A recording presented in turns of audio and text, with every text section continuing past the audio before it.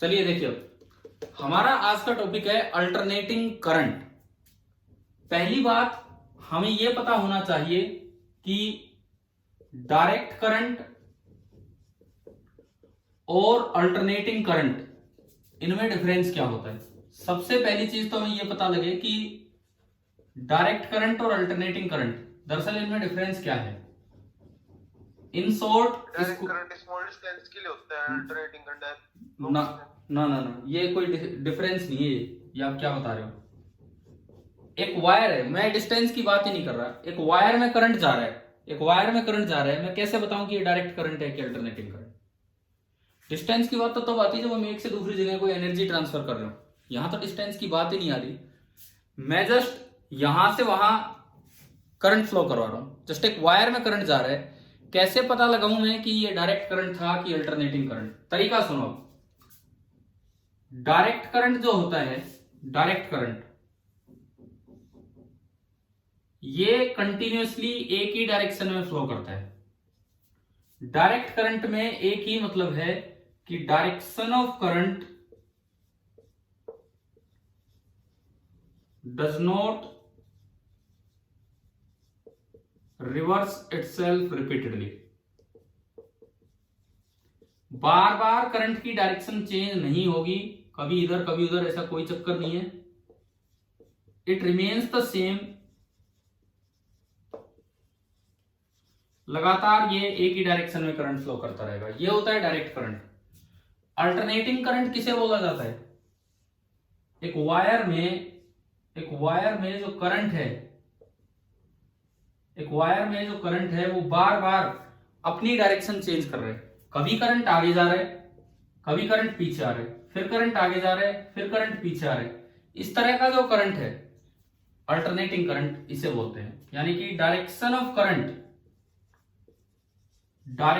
Current repeatedly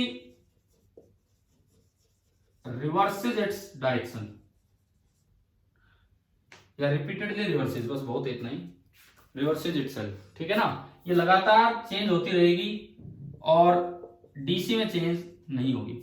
अब जब सबसे पहली बार ये एसी के बारे में पता लगा, दरअसल क्या था, थॉमस एल्वा एडिसन, नाम सुन रखा है थॉमस एल्वा एडिसन का, सुना है, बल्ब का आविष्कारक और इस तरह से। उनके जमाने में वो एक बहुत बड़े बिजनेसमैन थे, साइंटिस्ट थे लेकिन साथ में बिजनेसमैन भी थे।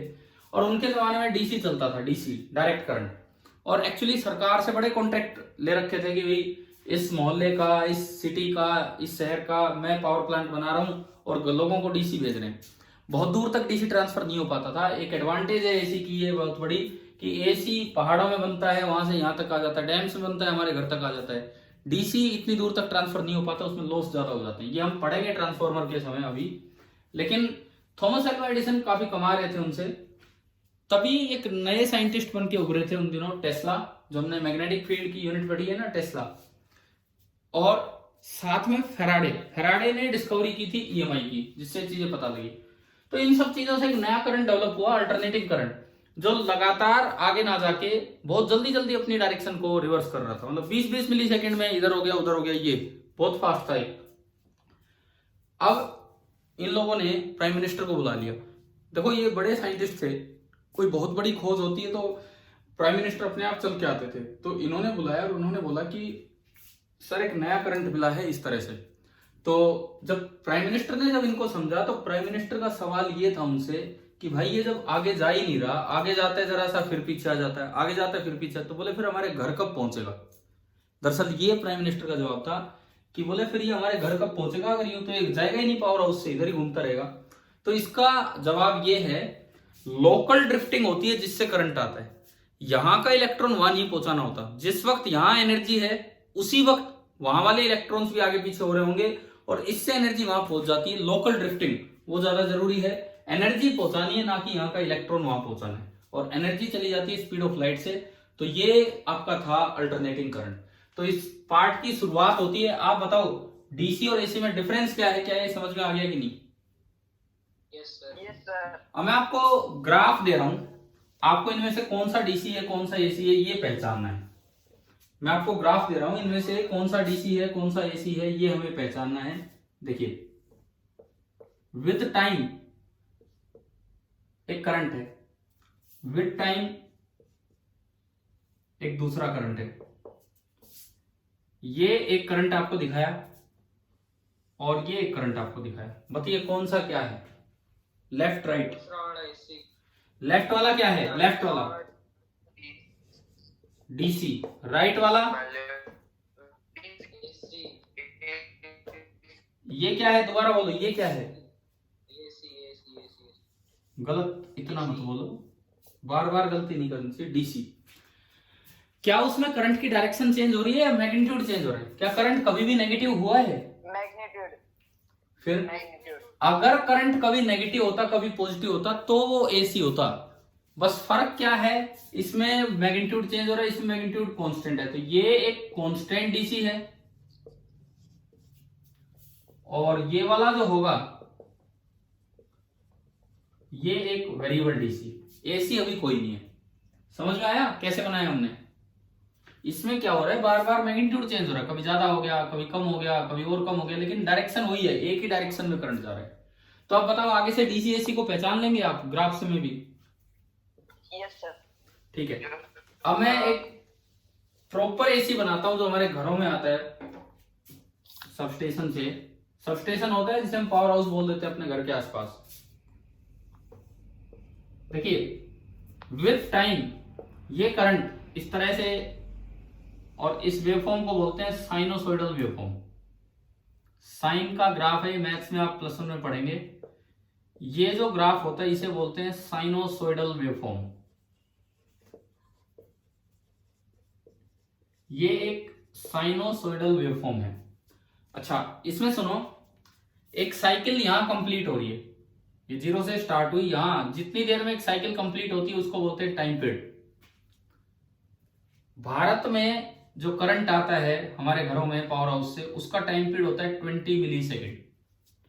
हमारे घर में जो करंट आता है, देखो कितना फास्ट करंट है, एक 20 मिली सेकेंड में, 20 मिली सेकेंड, एक सेकेंड का भी बहुत छोटा हिस्सा, एक साइकिल पूरी हो चुकी होती है। मतलब करंट आगे भी जा चुका होता है, मैक्सिमम भी हो चुका होता है, दोबारा 0 हो चुका होता है, मिनिमम हो चुका होता है, उस साइड भी मैक्सिमम हो चुका होता है और फिर 0। इतना ज्यादा काम केवल 20 मिली सेकेंड। 20 मिली सेकेंड आप सोचने लगोगे 1 सेकेंड हो जाएगा, लेकिन ये तो उससे बहुत छोटा है, 20 मिली सेकेंड। इसमें मान लीजिए करंट की वैल्यू है I0, इसे बोलते हैं पीक वैल्यू या मैक्सिमम वैल्यू या एम्पलीट्यूड। पीक वैल्यू या मैक्सिमम वैल्यू या एम्पलीट्यूड, और ये है इसका टाइम पीरियड। अच्छा ये करंट नहीं, ये वोल्टेज की भी यही सेम चीज होती है। वोल्टेज जो घर में आ रही है वो भी सेम ग्राफ होगा और यहाँ पीक वैल्यू को V0 से रिप्रेजेंट किया जाएगा। बताओ हमारे घर में V0 कितना आता है?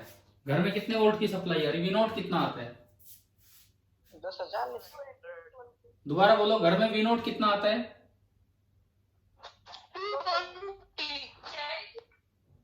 एक बार फिर, मुझे सुनाई नहीं दिया, दोबारा से बोलिए, घर में V0 कितना आता है? 220। कोई और कोई कुछ बताना चाहे 220 के अलावा? 240, 220, ये तो यूं ही कर रहे हो जैसे कोई सामान खरीद रहे हो जी, थोड़ा सा कम कर लो, थोड़ा ज्यादा कर लो।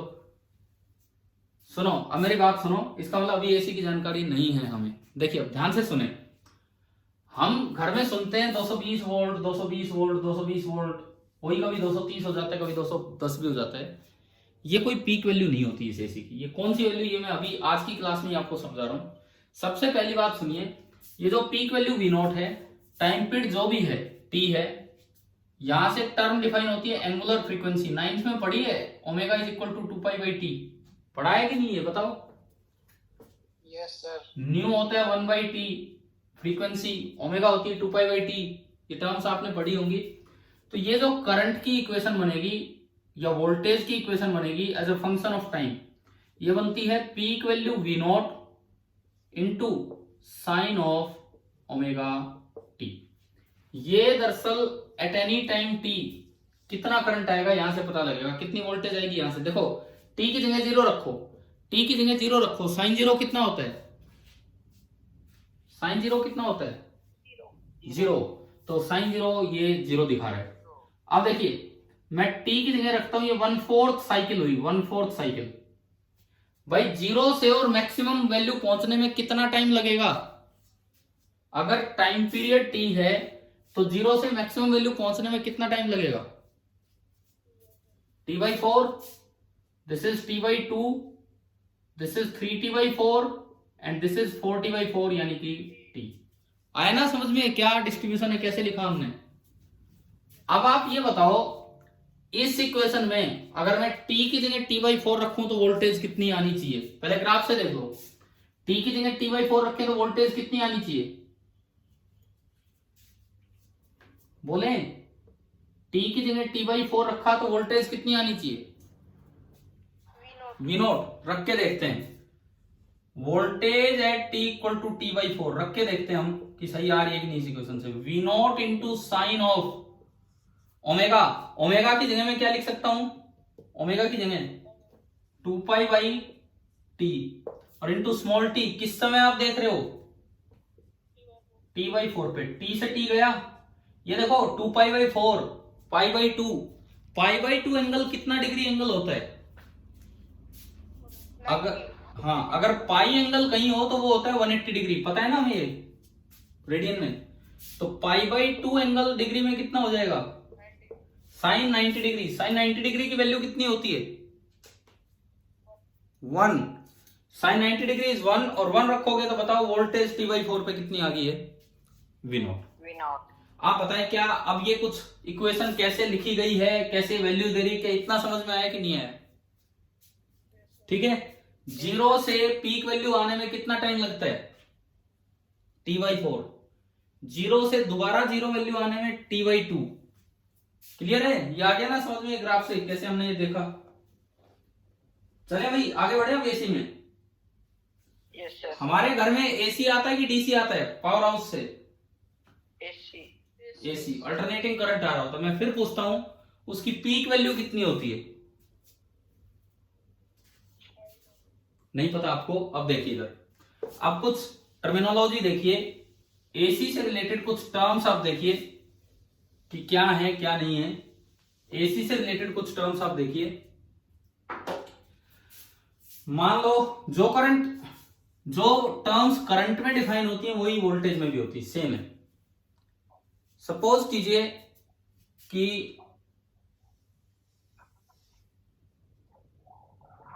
ये पीक वैल्यू है आई नोट, 0 से t/2 और ये t, और इसकी इक्वेशन है I is equal to I naught into sine of omega t। अब देखो इसमें भाई यहां तक तो कोई डाउट नहीं है किसी को भी। एक चीज हमने सीख ली है कि पीक वैल्यू बोले तो आई नोट। अगली चीज होती है एवरेज वैल्यू।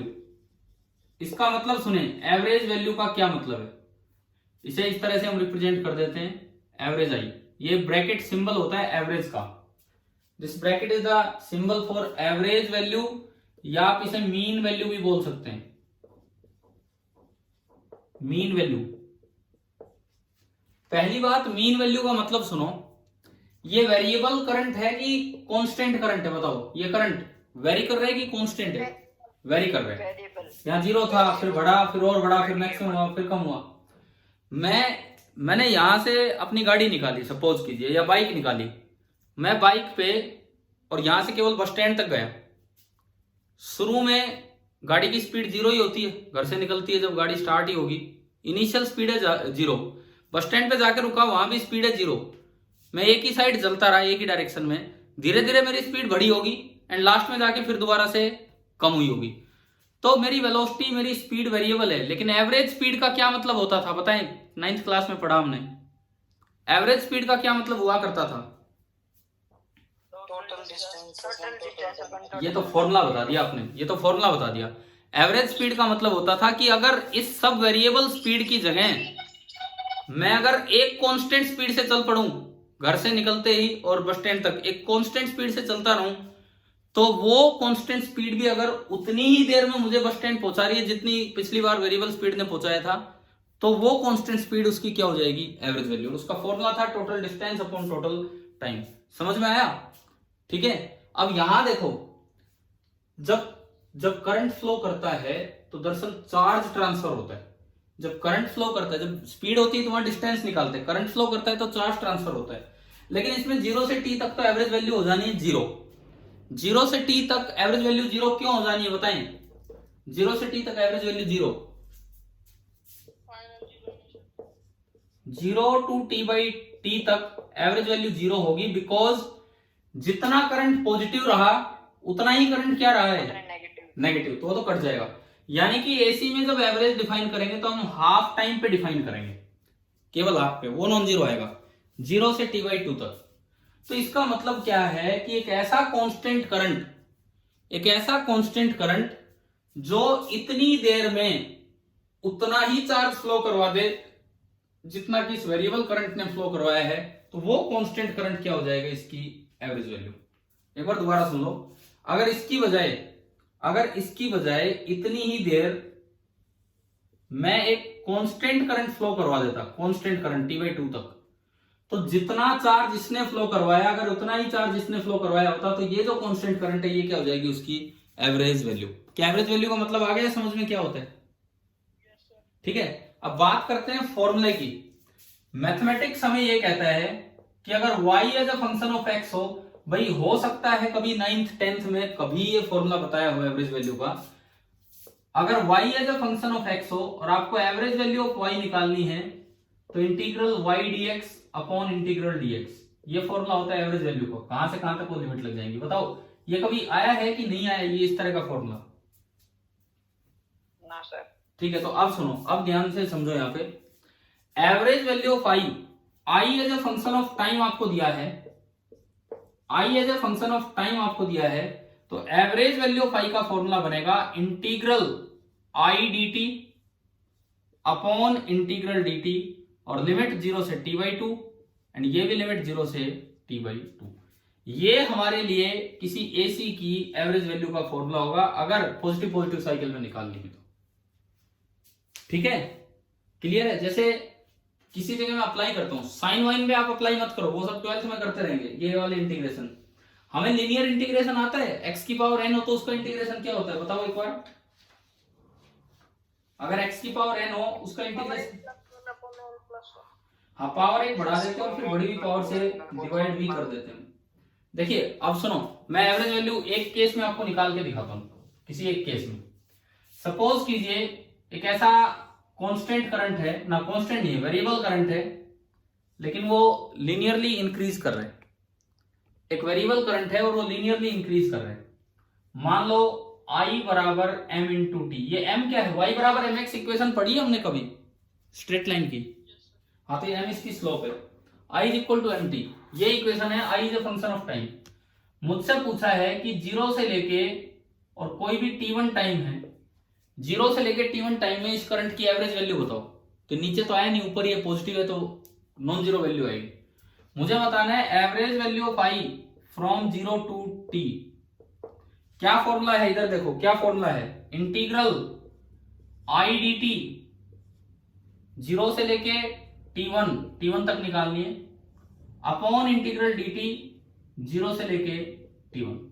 क्या फॉर्मूला समझ में आया कैसे लगाना है? इंटीग्रेशन अभी करेंगे हम। क्या फॉर्मूला क्लियर हो रहा है कि एवरेज वैल्यू कैसे निकालनी है?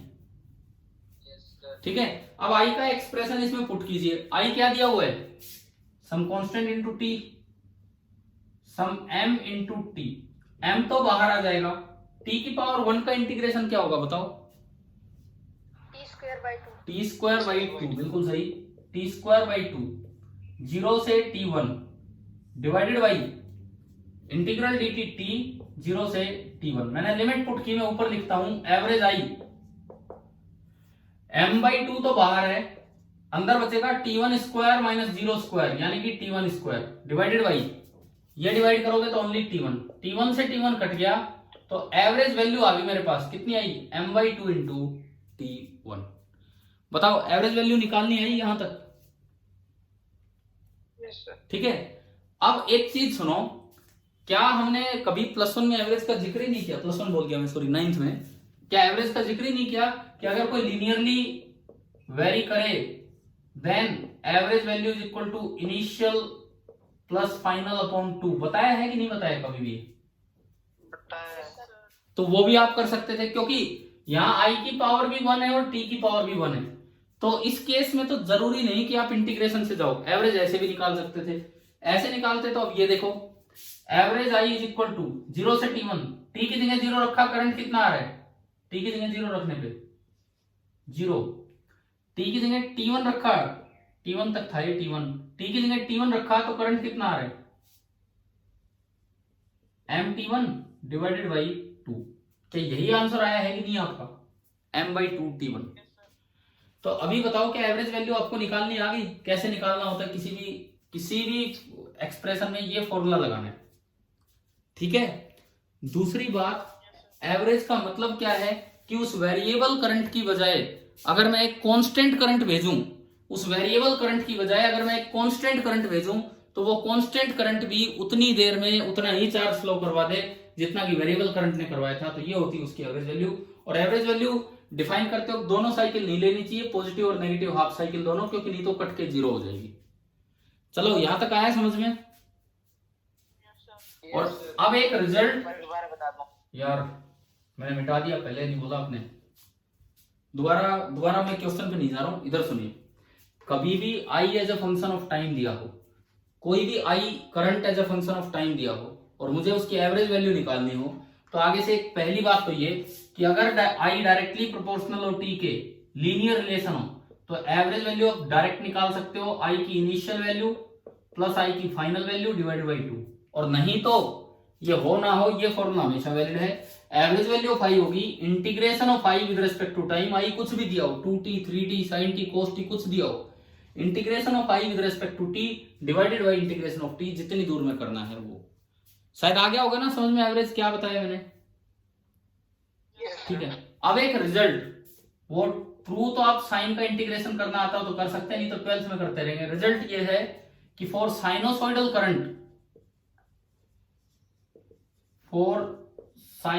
करंट, जैसा कि हम ये देखते हैं, average value of I over a half cycle 0 से T/2, this is equal to peak value divided by π/2, this is equal to peak value divided by π/2, यानी कि this is equal to 2/π into I naught. और जहां तक मुझे लगता है आप एक बार चेक कर लेना, मुझे जहां तक याद है ये आया करता है 0.636 आई नॉट। 2/π आप चेक कर सकते हो, पाई की वैल्यू कितनी होती है 3.14। अब कभी 180 मत रख देना, कोई एंगल नहीं है यहाँ अभी, 3 तो 2/3.14 आप एक बार वेरीफाई कर लेना, शायद इतना ही आता है 0.636, वेरीफाई कर लेना। तो for sinusoidal current average value ये होती है। तो अब आप बताओ एवरेज वैल्यू समझ में आया एसी में की एवरेज वैल्यू क्या होती है, ठीक है। इसके बाद देखो, आपकी आवाज नहीं आ, यार मैं बोल ही नहीं रहा अभी, आवाज कैसे आएगी।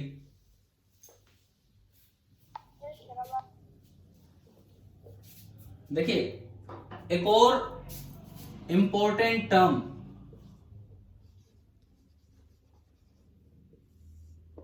हाँ भाई क्या है ये, क्या लिखा है मैंने, RMS।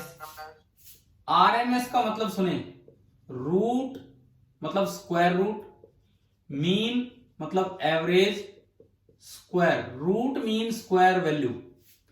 Root mean square value का मतलब देखो एक बार आप, मान लीजिए किसी वक्त करंट I1, किसी वक्त करंट I2, किसी वक्त करंट I3, मुझसे कहा जाए इनका मीन निकालो, मीन निकालना है तो ये लो जी mean, I1 plus I2 plus I3 divided by 3, clear, ये तो हो गया मीन। लेकिन मुझसे कहा जाए इसकी आरएमएस वैल्यू निकालो, तो आरएमएस कहता है सबसे पहले करो square, I1 square, I2 square, I3 square, सबसे पहले कर दो स्क्वायर तीनों का। उसके बाद उन तीनों स्क्वायर्स का क्या लेंगे, मीन, मतलब तीनों को जोड़ के 3 से भाग कर दिया। उसके बाद पूरे पे क्या लगा देंगे, स्क्वायर रूट, अंडर रूट। ये जो वैल्यू आएगी इसे बोला जाता है, ये कौन सी वैल्यू है, आरएमएस वैल्यू। आरएमएस का मीनिंग क्लियर हुआ, क्या मतलब होता है आरएमएस वैल्यू। ये तो तब है जब आपको डॉट डॉट डॉट डॉट अलग अलग वैल्यूज हो। अगर कंटिन्यूअस, अगर I as a function of time दिया हो, अगर I as a function of time दिया हो, और अब अगर ये पूछे कि आई आरएमएस बताओ, I as a function of time देके और अब ये पूछे कि आई आरएमएस बताएं, तो उसका मतलब क्या है? देखो सबसे पहले तो रूट, सबसे बाहर तो लगा दो आप under root, square root of mean. Mean का मतलब होता है integral upon integral, integral dt और इंटीग्रल आई dt, ये होता है ना मीन का मतलब। परंतु मीन आई का नहीं लेना, मीन आई के स्क्वायर का लेना है। तो आई पे क्या कर लो आप, एक स्क्वायर कर लो। लिमिट वही है, अगर साइनोसॉइडल है तो 0 से t/2, 0 से t/2। देखो अगर ये स्क्वायर हट जाता और ये अंडर रूट हट जाता तो आगे का स्क्वायर गया, पीछे का r रूट गया, ओनली कौन सी वैल्यू बचती? मीन। इसका मतलब अगर आपको i की मीन वैल्यू निकालनी है ये, तो केवल ये आ जाएगा। और अगर आपको मीन स्क्वायर वैल्यू निकालनी है, देखो एक एक करके मैं पूछा रहा हूं। सबसे पहले मीन वैल्यू ये सामने लिखी, मीन स्क्वायर वैल्यू तो आई के स्क्वायर लगा दो, और रूट मीन स्क्वायर वैल्यू लेनी है तो पूरे पे क्या लगा दो, अंडर रूट। क्या फॉर्मूला समझ में आ गया कि नहीं? क्या फॉर्मूला समझ में आ गया आपको?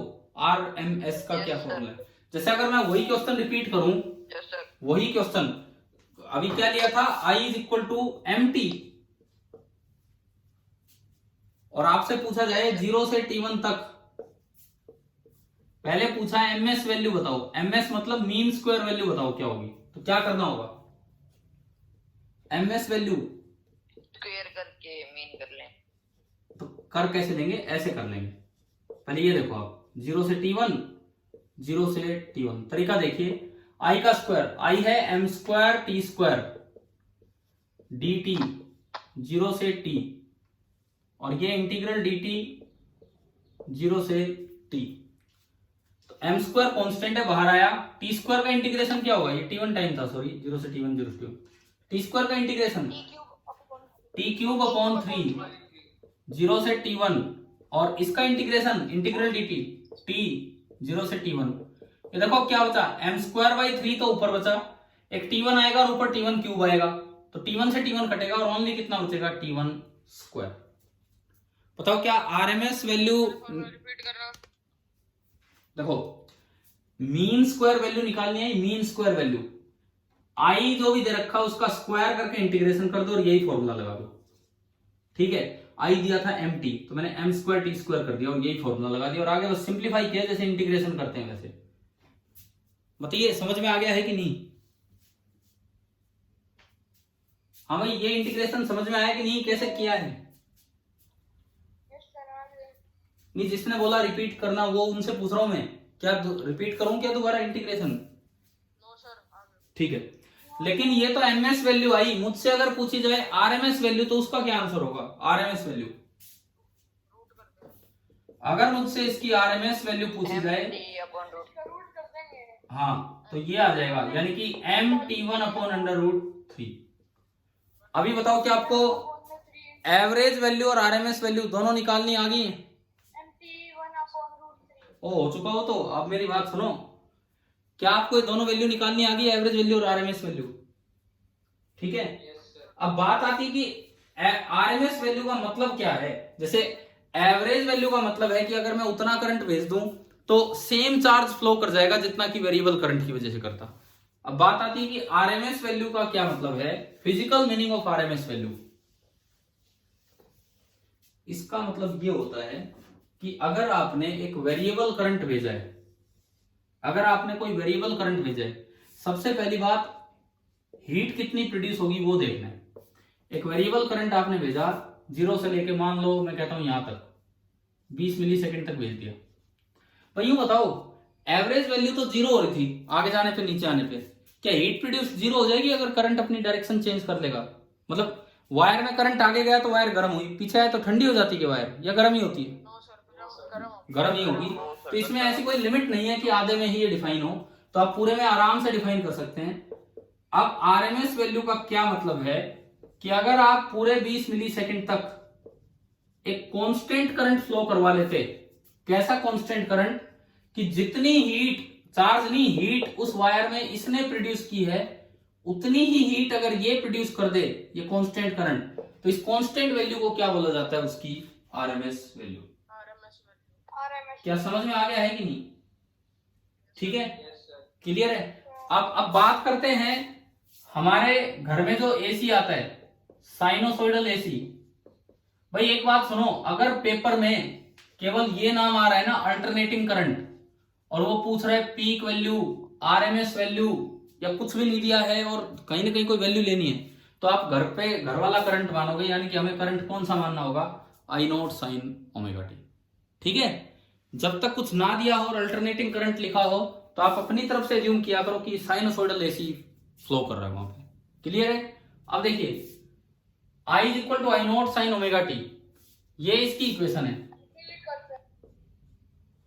इसकी जो आरएमएस वैल्यू होती है वो हम याद रखें आई not by root to.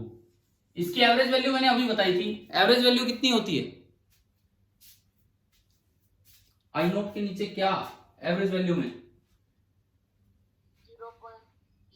I not के नीचे था पाई बाई टू, आई नॉट के नीचे था पाई बाई टू, और यहां पे आई नॉट के नीचे होता है under root to.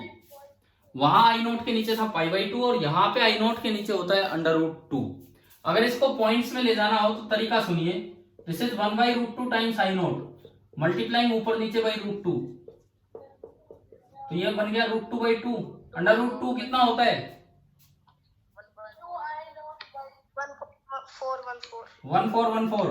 1.414 divide by two, कितना आया?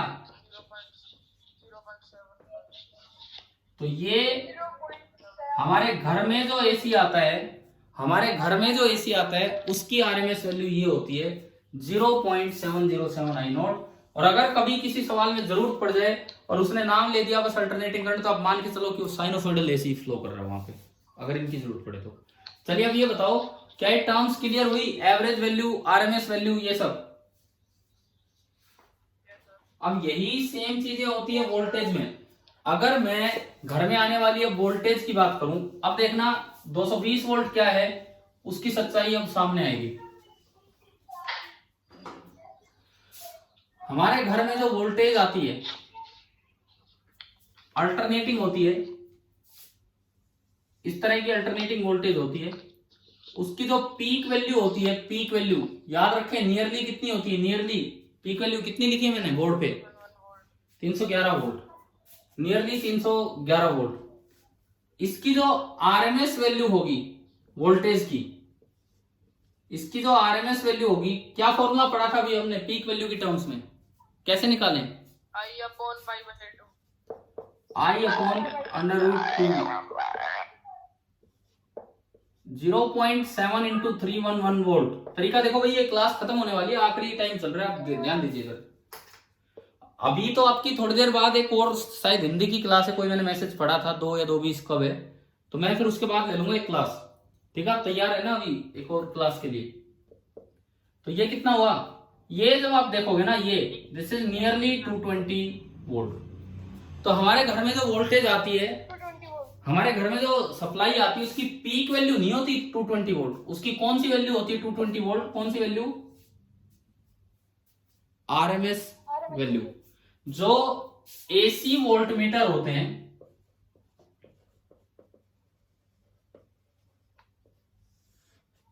जो एसी वोल्ट मीटर होते हैं, देखो AC volt meter, AC volt meter एक स्पेशल वोल्ट मीटर होते हैं, उन्हें बोलते हैं हॉट वायर इंस्ट्रूमेंट, वो हीटिंग इफेक्ट पे बेस्ड होते हैं। एसी वोल्ट मीटर एक स्पेशल वोल्ट मीटर होते हैं जिन्हें बोलते हैं हॉट वायर इंस्ट्रूमेंट, जो हीटिंग इफेक्ट पे बेस्ड होते हैं। और ये दरअसल मेजर करते हैं ओनली कौन सी वैल्यू मेजर करेंगे? हीटिंग इफेक्ट पे बेस्ड वैल्यू, आरएमएस वैल्यू। ये हीटिंग इफेक्ट पे बेस्ड वैल्यू मेजर करेंगे।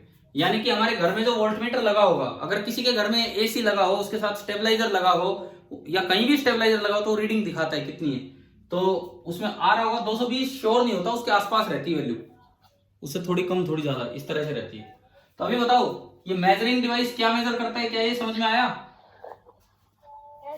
क्योंकि वो हीटिंग इफेक्ट पे बेस्ड है। सर ये वीडियो कब डालेंगे? क्या क्या क्या? सर ये वीडियो कब तक आएगी? एक मिनट, समझ में नहीं आ रहा, आपकी आवाज दोबारा बोलो, मुझे सुनाई नहीं दिया।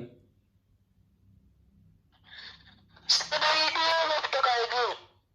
अरे कुछ नहीं समझ में आ रहा मेरे, मैं कह रहा हूँ बस आवाज सुन रही है, गड़बड़ हो रही है। सर ये ऐसे कह रहा है वीडियो कब अपलोड करोगे? वीडियो अपलोड कब करेंगे? अरे वीडियो आ जाएगी। वीडियो का क्या करना है, वीडियो तो रोज ही आ जाती है, आ जाएगी जब अपलोड हो पाएगी उतनी देर में। मैं तो अभी लगा देता हूँ अपलोडिंग पे। ये 2 मिनट बचे और उसमें फालतू की बात करने लग गए आप लोग। इधर सुनो, देखता हूँ कितना टाइम बचा है। हाँ 2 मिनट भी नहीं बचे हैं पूरे। आप ये बताओ क्या यहां तक ये बातें समझ में आ रही हैं, इतनी बातें? ठीक है, ये मेजरमेंट वाली वोल्टमीटर की बात मैं अगली क्लास में करूंगा। मेजरमेंट वाली वोल्टमीटर की बात हम अगली क्लास में करेंगे। अब एक चीज सुने, आज हम एसी वाला पार्ट पूरा कर रहे हैं और एक टॉपिक बचेगा डोमेस्टिक सर्किट।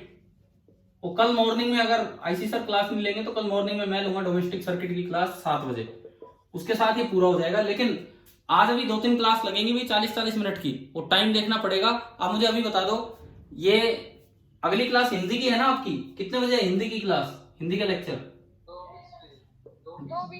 2:20 से 3। उसके बाद तीनों सेक्शंस में किसी का कोई लेक्चर है तो अभी बताओ, 3 बजे बाद। सर 4 बजे है केमिस्ट्री का। 4 बजे है ना, तो हम अपनी क्लास एक काम करेंगे 3:10 से 3:50, ये हमारा अगला टाइम रहेगा भैया, आप ध्यान रखें। अभी ये क्लास मैं ऑफ कर रहा हूं, इसी को मैं कंटिन्यू करूंगा 3:10 से 3:50। डिस्कशन नहीं होगा उसमें, भी आगे ही पढ़ाऊंगा। ठीक है, ठीक है sir. Okay bye, thank you.